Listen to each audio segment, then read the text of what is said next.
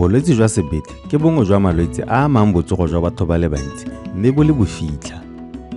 Lekgotla la botsogo la mafatshefatshe le tlhalosa fa didikadiki tsa batho lefatshe ka bophara ba tshela ka bolwetse jo mme ebile batho ba tsweletse ka go latlhegelwa ke matshelo ntateng ya jone. Ngwaga le ngwaga ka kgwedi ya Phukwi e le 2022, Lekgotla la mafatshefatshe la botsogo WHO le tshwara segopotso sa letsatsi la mafatshefatshe la bolwetse jwa sebete, World Hepatitis Day, e le tsela nngwe ya go atolosa dithuto ka bolwetse jwa hepatitis. Thulaganyo tsa botsogo gompieno e tla ruta ka bolwetse jo ja go ruruga ga sebete, hepatitis ka puo ya Sekgowa. Tla re simolole thulaganyo re ithute ka bolwetse jo jwa hepatitis. Ko gore hepatitis ke go amega ga sebete bo e leng gore dikarolonyana tse dinyenyana tseno tse re di bitsang di liver cells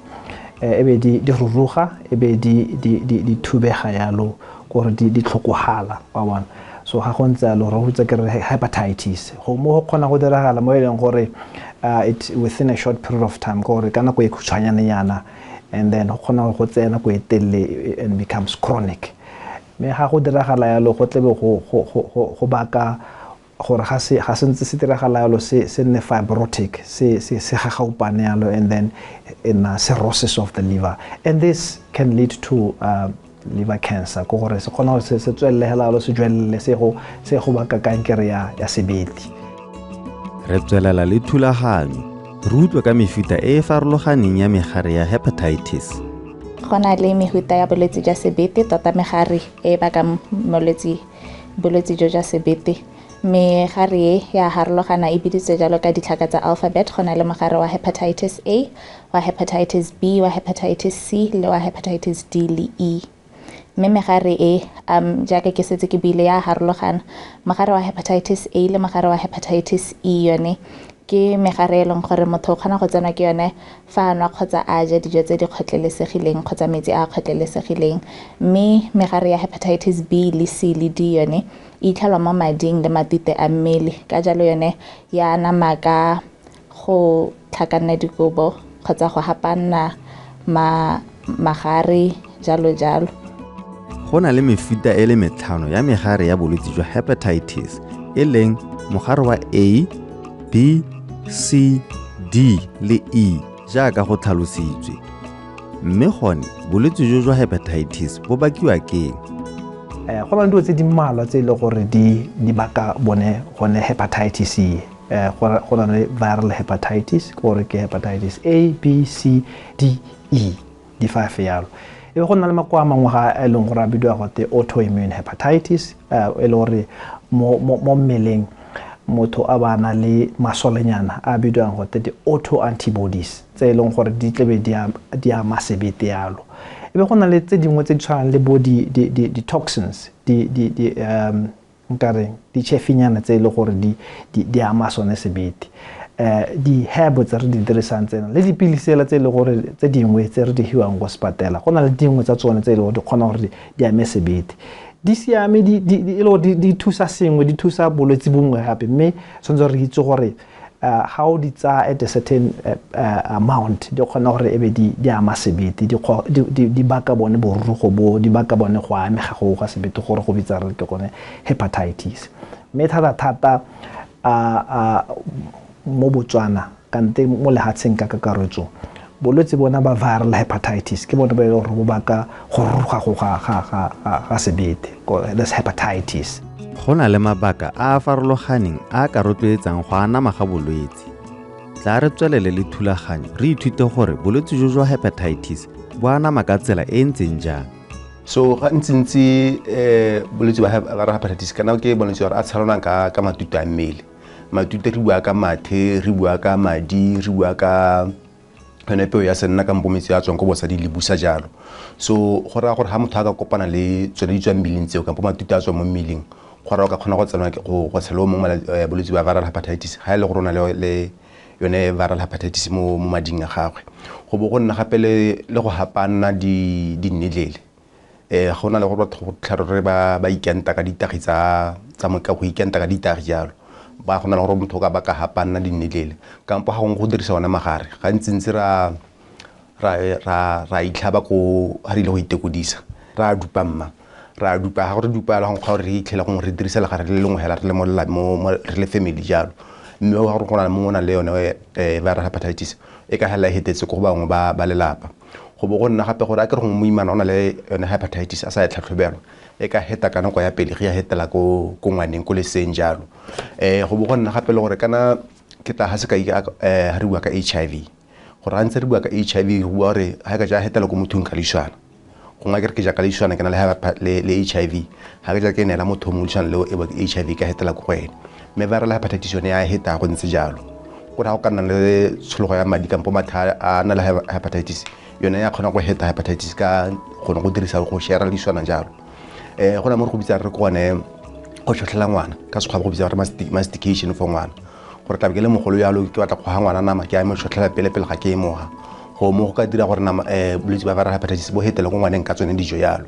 gore ke le ka go lemosa gore viral hepatitis go ha matuta a leng teng hela go na le bolwetse bo gona go heta for example go toilet sitting ra itse gore HIV go toilet sitting la ka tsong gona le drop ya madi yona ha e hit kana yona ha tsoma mo mothung hela ibile se within 3 hours HIV isule viral hepatitis can live for more than 12 hours entse le mo toilet sitting jalo go mo thotinyone ya motlhapo ka mpo mo thotinyo ya madi so go ra gore ha gona le ka ke buile go tshimologa ha gona le exchange kampo ha gona le phapano ya ditswa mmileng viral hepatitis ka hetela go mothung o mongwe mme gape go nke tlhalose gore kana ka nne ke bua gore ke mehuta viral hepatitis viral hepatitis A re bona mo metsing bogolo mo sewage metsi a kgopaleswe go re gantsi ntse kgopaleswe ga ya nna sentle viral hepatitis e tlhela e le teng gone go gore go ka nna le community ho ka tshabelwa ka gore ka nna le yone viral hepatitis A and then viral hepatitis A ka ne ke bua gore yone e heta ka matuta so kana go atlhakane dikobo kana go a pelegi e ka heta malwetse ka bontsi a itshupa ka dikai motho a lemoga ka tsone gore o mo diphatseng bolwetse jwa hepatitis bo ka itshupa ka dikai dife bontsi ba dinako bolwetse jwa hepatitis bogolo jang ha bo simolola ga bona dikai dipe tse di rileng tota ha dikai di setse di simolola go supa gantsi sebete sa bo se setse se babaletse go gore bolwetse ba bo setse bona le bo keketse tota mo mmeleng mme dikai tsa bolwetse jwa hepatitis sekai se se tona thata se re se bona mo balwetseng ba ba lwalang bolwetse jwa hepatitis kgotsa bolwetse ba sebete ke o mo ka reng letlalo la bone le nna le matlho di nna yellow kgotsa malo serolana le go kga le go feroga sebete le letsapa le le feteletseng mme gape go kgona le gore motho a sa ikutlwe sentle fela mme a sa kgone go tlhaloganya gore mathata keng ha o setse motho a le chronic gore ha gongwe mpa ya bona ela e buduloga kgotsa a ruruga thata mme fa re lebile mo lefatsheng la rona re ka re seemo ke se sentseng jang sa bolwetse jwa hepatitis so se re se itemogetseng gore bolwetse ba sebete bo teng mo Botswana bone bo rutla bitsa re ka gantsi se gona le ke le gongwe e tlhalosa pele go tshimolong gore kana re bua ka bolwetse ba sebete gona mo re bitsa re ke viral hepatitis go bo gona le bolwetse ba sebete bo re bo tla hela ntateng ya gongwe ke ngwa wa milo gong ke ditagi jalo ya no me go mpino tla re itebagantse le mo re go bitsa re ke one viral hepatitis re na le viral hepatitis A viral hepatitis B viral hepatitis C D le E jalo so mme mo tswa re itemogetse gore around 1.2% ya batho ba rona ba na le bolwetse bona ba viral hepatitis gantsi ntse re bo lemoga mo go borre o tla gakola gore kana ha motho ile go donate madi ra mo tlhatlhobela gore a mmegana bolwetse bona ba viral hepatitis B le viral hepatitis C so ra itemogela gore batho ka ntse re ba ile go donate alo ba ngora itemogela gore ba na le bone bolwetse bone bo go bo go nna gape gore motho ta ba a ile go kelong a sa tsoga e bona re ba tlhatlhoba re bo ritlha bana bona bolwetse ba viral hepatitis so boneng ka tla gore ke re bo teng mme nngwe gape ya ditlamorago ke gore ga bo supe ka dikai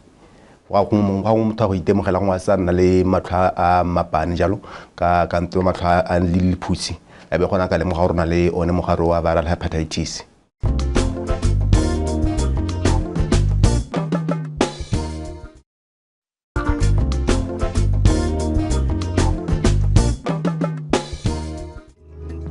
go na le mefuta e le metlhano ya megare ya bolwetse jwa sebete mme mogare wa hepatitis B e le one o eteletseng pele ka go ama batho ka dipalo tse di go godimo tla jaanong re utlwa ka tlhatlhobo ya bolwetse jwa hepatitis. Bolwetse ba sebete o simolola pele ka go dira a liver profile gore o tsaya madi o bo tla o checka matute a sebete akere. So matute a sebete bo total bilirubin, conjugated bilirubin, ALP, GGT, AST, ALT, all those ke matute a sebete a le gore tle wa checka. Ha o sena wa checka ona gore go na le gongwe sengwe se wrong wa bona o tle bo simolola o checka di hepatitis. Me for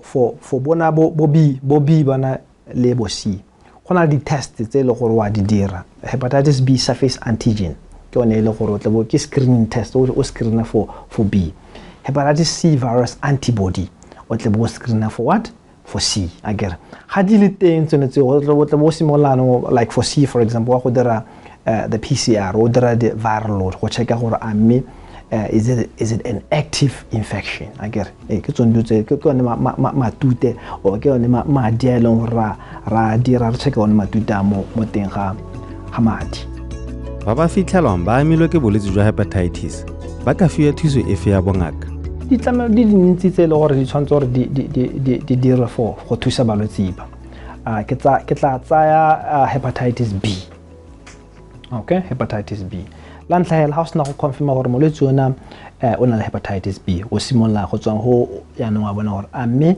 o mo treatmenteng ga mo treatmenteng ga se o mo simolola mo treatmenteng. Treatment that thing di teng di treatment tse le gore it's a lifelong treatment gore ke botshelo ba go botlhe. Go mo ke batla go papamatsa hela thata ka gore gantsi balwetse ba na le gore ba te go te o ba utlwe go te ba go treatwa for 6 months and then that's it. Yeah. Once we simula treatment then it's going to be a lifelong treatment and ya go diga mogarole wa hepatitis B. O tsogela go godimo wa go 0 and then ha se gore ha go lo go 0 a le gore re go fodile. Nya ke gore go laolesegile and wa go tswella helalo. 3 gona go mo ke go etsa go HCC surveillance gore ba tshwantse gore every 6 months bana ba check-wa gore ha gona kankere e tloga mo sebeteng sa bona ke gore a ke tlhalositse gore balwetse bana they are at an increased risk of developing hepatocellular carcinoma. Gore risk ya bona ya gore ba nne le kankere ya sebete go godimo thata ha o compare le population yotlhe he. So ba tshwanetse gore every 6 months go nne le go check-wa go na sengwe se check-wa alpha fetoprotein go dira ultrasound go checka gore ga gona kgwethenyane e development teng ho ke one B ya kere. And then the other thing se lo ke nna ke se emphasize ke gore ha tle ya lo ene molwetse ona o mo tlhokomela every 6 months o checka HCC surveillance o dira cirrhosis surveillance go gore o checka gore ha a jwelela go nna le cirrhosis wa one. How's na go realo the other so tlhokang ke gore a mme o tsaya medication wa gagwe wa bona o tshwanetse gore every 6 months o check viral load go checka gore a o tsaya medication wa gagwe sentle. Okay, o tshwanetse gore ha o tsaya medication se e be le go 0. Okay, so that's another thing that you do. And then go mo gongwe go ileng gore o tle bo mo thusa ka gone ke gore o checka gore a family ya gagwe yone e babalesegile. Partner a gagwe kante ngwana gagwe kante mmemmago kante bo kgaitsedi go bo mogolo bo monnawe a ba itlhatlhobile ba checkile yone hepatitis B. How is na go dira yalo that is that I go mo tlhokomela ona mo check all the time mo check gore ga gona extra hepatic manifestations of chronic hepatitis B go gore ga gona bo makwa a mangwe a khona gore a dira gala a sa itebaganya le sebetegela a ka bakiwang ke gore bona le hepatitis B again. C gona le treatment ya teng. Treatment that thing you get treatment for 3 months 12 weeks, okay, which is 3 months you are cured of hepatitis C. How na lo medication wa teng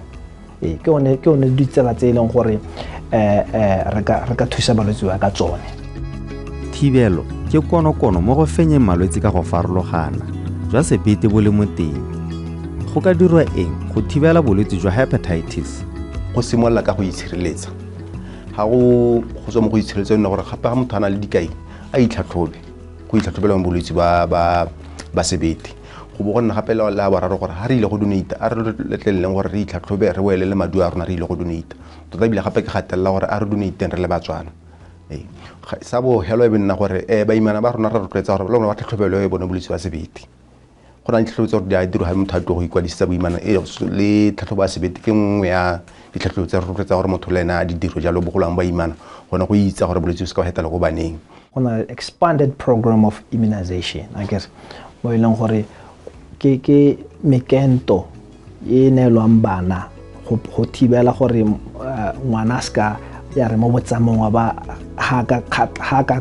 tshogana a milwe ke madi kante ke sengwe se se nang le bolwetse bona bo ska ba banong ba gola mo go ena akere so mo immunization go di vaccine tse e leng gore di a hiwa bana gore ba kgone gore ba prevent bolwetse bona ba hepatitis B akere risky behaviors ha re bua ka tsone re di hokotsa awana gore ha o tswela ko ntle kwana o ska wa yanong wa go tlhakana dikobo le mongwe o ska wa go dira ditagi gore o nna o share dinedi le batho yana wana ke tsone di thibelo e leng gore e ka diragala go leka go to curb the spread of this hepatitis. Nka bua hela gore go botlhokwa gore mongwe le mongwe a ba itse seemo sa gagwe sa mogare wa hepatitis mme bile a itse le gore o ka tsena jang ke mogare gore a ipheme mo ditseleng ka tsela tse di harologaneng. Ko setšhabeng hela nkare gongwe batho ba itse ka thata ka mogare o ka itse bile ka lemoga gore ga se batho ba bantsi ba itseng ka mogare wa sebete le bodiphatsa jwa one ka jalo go botlhokwa gore mongwe le mongwe a ba itse seemo sa gagwe mme gape a itse le dilo tse e leng gore di ka mma mo diphatseng tsa mogare gore a leke go di hapoga. Kgakololo e ntsi hela e leng gore nka ra batswana ke barakere hepatitis e teng viral hepatitis e ntsi mo Botswana bolwetse bo ba go ruruga ga sebete bolwetse bo ba go amega ga sebete bo bontsi mo Botswana bo ba ke dilo tse dintsi mme ya ka ke tlhalositse viral hepatitis e ntsi mo go tsone tse di viral hepatitis A B C D E yena ya hepatitis B ebile e di go ga kopele yana se ke se tlhalosang ke gore ha o batla gore o itlhatlhobele mogare wa hepatitis B ya hela ga tleliniking ya gautshwane le wena ya go ba botsogo we go itlhatlhoba mogare wa hepatitis B ha o fitlhela ona le one go na le ngaka ya sebete e le gore e tla go thusa.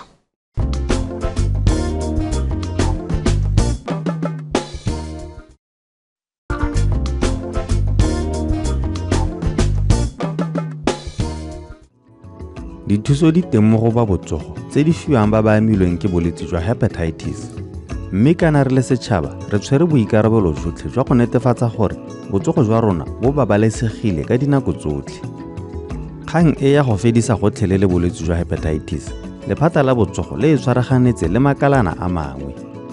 Tla re utlwe mo go ba Botswana Harvard Health Partnership gore seabe sa bone ke sefe. Tota re le ba Botswana Harvard re dira dipatlisiso thata tsa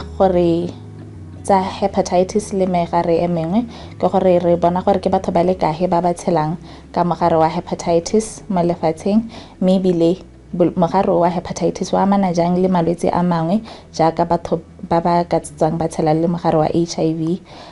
mme bile gape le gore ke mohuta ofe wa mogare o e leng gore o tumile thata mo lehatsheng ebile o bona thata kae ke gore di-variant kgotsa di-genotype tsa mogare emma mme bile dipatlisiso tse di thusa gore ke gore ga go dirwa mananeo kgotsa maiteko a go lwantsha bolwetse a bo a dirwa a lebilwe seemo sa mo Botswana. Nako tse dingwe re berekisana le setšhaba go bona gore ke batho ba le kae ba ba itseng ka mogare wa sebete ebile ke batho ba le kae ba ba itseng seemo sa bone kgotsa status sa bone sa hepatitis. Re berekisana le ba Ministry of Health le dingaka tsa sebete tsa di-hepatologist mme gape re na le dipatlisiso tse re dirang le baithuti ba ba kwa madikolo. Seabe sa lephata la botsogo ke sefe fa go tla mo go lwantsheng bolwetse bo tshwana le jwa hepatitis mme ebile lephata le na le mananeo afe a go thibela kanamo ya bolwetse jwa hepatitis le gone go thusa ba ba setseng ba amilwe ke bolwetse jo. Ngwana ha belegwa wa vaccinatiwa ka bo fiwa ne mokento wa thibelo jalo ngwana ha bela a sena go bela go hela immediately morago ga tsholo o fiwa thibelo ya bolwetse ba sebete a ba fiwa le thibelo ya bolwetse ba TB kana kwa ya tsholo e boere morago ga 2 months a itskeleng sa 2 months a ba eta fiwa mokento mongwe gape o re bitsa re kone pentavalent